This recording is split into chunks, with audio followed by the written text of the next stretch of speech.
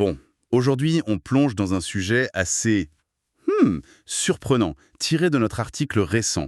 On parle d'une expérience de jeu de rôle grandeur nature, un GN, mais version extrême. Oui, inspiré du jeu vidéo Frostpunk, pour ceux qui connaissent, l'univers post-apocalyptique et glacial. Exactement.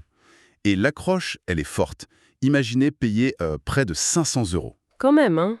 pour vivre volontairement le froid, la faim, et prendre des décisions morales hyper difficiles. Tout ça dans un vieux fort polonais transformé en enfer glacé. Ça donne envie, dit comme ça. Carrément. Alors, l'idée, c'est de comprendre pourquoi cet attrait pour ce qu'on pourrait appeler une souffrance sécurisée. Qu'est-ce que ça nous dit sur les nouvelles formes de divertissement immersif? C'est ce qu'on va creuser en se basant sur notre article. Absolument. Alors concrètement, cet événement, il a un nom. Oui, il y a eu Frostpunk, The Last Weekend, et puis une suite, Szalenstwo Nikola Tesli. Des noms un peu complexes peut-être. D'accord. Et ça se passe où exactement? En Pologne, dans un lieu assez incroyable, le Fort 2 de Nyssa. C'est organisé par une boîte qui s'appelle LARP Venture. Et ils ont eu le soutien des créateurs du jeu vidéo, c'est ça? 11-bit Studios. Tout à fait. C'est officiel, ils ont déjà eu des éditions en février 2024, d'autres prévues début 2025, et même une session internationale annoncée pour février 2026. Ah ouais, donc c'est pas un petit truc amateur, quoi. Non, l'ARP Venture, c'est du sérieux. Notre article le montre bien, on parle de professionnels. C'est-à-dire? Leur but, c'est de faire du GN ou du LARP, comme on dit, pour ces gros événements, une vraie industrie immersive. Ils ont des gens avec de l'expérience. Ah oui, comme qui, par exemple? On mentionne Bartosz Glowacki dans l'article. Il a bossé sur la scénographie de films comme The Northman ou la série polonaise 1670. C'est pas rien, hein. Effectivement. Et ils utilisent ces forteresses polonaises, ces lieux historiques, pour créer des expériences qu'on pourrait qualifier de GN blockbuster. La Pologne est vraiment devenue un pôle important pour ça. Fascinant. Et l'expérience en elle-même, l'immersion, qu'est-ce que les participants vivent? Alors, ils incarnent une expédition, Prometheus, qui est isolée, coupée du monde. Et la survie, elle est très concrète. C'est-à-dire? Faut vraiment... il faut couper du bois, chercher des provisions, cuisiner sur des feux de camp, des trucs basiques mais essentiels. Et le plus dur, j'imagine, c'est ce qu'on disait sur les choix moraux. Exactement. Le truc le plus intense, c'est peut-être de devoir décider qui mange. C'est brutal. La promesse affichée, c'est de sentir le froid dans ses os. Ça a l'air vraiment rude. Mais il y a une nuance importante, non? C'est pas non plus koh sans caméra. C'est ça. Et c'est un point clé de notre analyse, le concept de souffrance encadrée. C'est ça qui est paradoxal. La souffrance encadrée. Explique-moi un peu. Mais tu payes cher pour simuler la détresse, pour frôler la misère, mais il y a toujours une sortie de secours, une zone orge chauffée. Ah, d'accord. Et avec, je cite, beaucoup de nourriture chaude.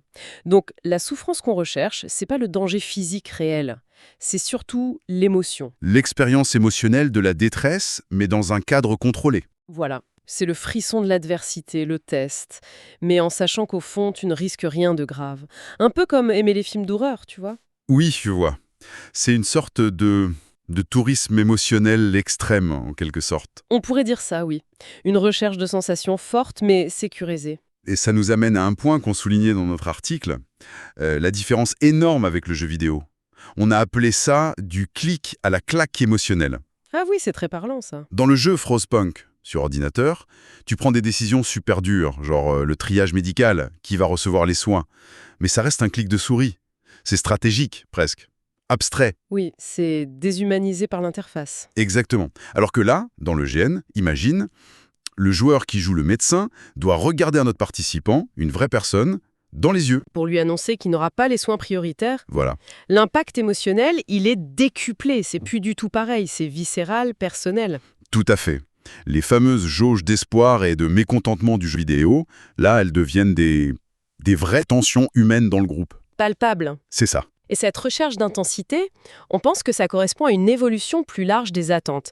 Les joueurs, ou même le public en général, cherchent plus que du simple divertissement facile, de l'évasion pure. Ils cherchent des expériences plus marquantes. Oui, des expériences fortes, mémorables, parfois ambiguës moralement, qui font réfléchir.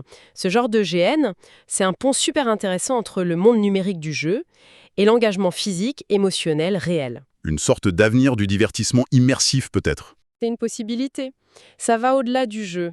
Ça touche à quelque chose de plus profond, peut-être une forme de catharsis collective.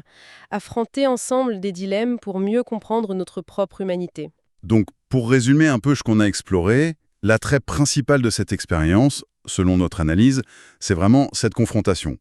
Physique, oui, mais surtout émotionnelle. Au grand thème du jeu, la survie à tout prix, le poids des choix moraux, la fragilité de notre humanité face à l'adversité. C'est incarné pour de vrai le slogan du jeu, la ville doit survivre. Mais là, c'est avec de vraies personnes, de vraies larmes peut-être. Absolument. Et pour finir, peut-être une petite pensée un peu provocatrice. On aime ça. Cette expérience, elle repousse clairement les limites du jeu immersif. Mais au-delà du frisson, du jeu, qu'est-ce que ça révèle vraiment sur nous, cette recherche volontaire de l'inconfort, ce besoin de payer pour une détresse simulée? Hmm. C'est une bonne question. Est-ce que c'est juste un besoin de ressentir plus fort, dans un quotidien parfois un peu lisse, une façon de tester nos propres limites moraux sans prendre de vrais risques? Ou est-ce que ça va plus loin, une sorte de préparation psychologique, peut-être face à un monde qui semble de plus en plus incertain, ou juste une nouvelle forme d'adrénaline dans notre quête de sens? Oui. Beaucoup de questions. Pourquoi on recherche ces épreuves simulées, au fond? Ça laisse matière à réflexion. Exactement. Ça en dit long, je crois.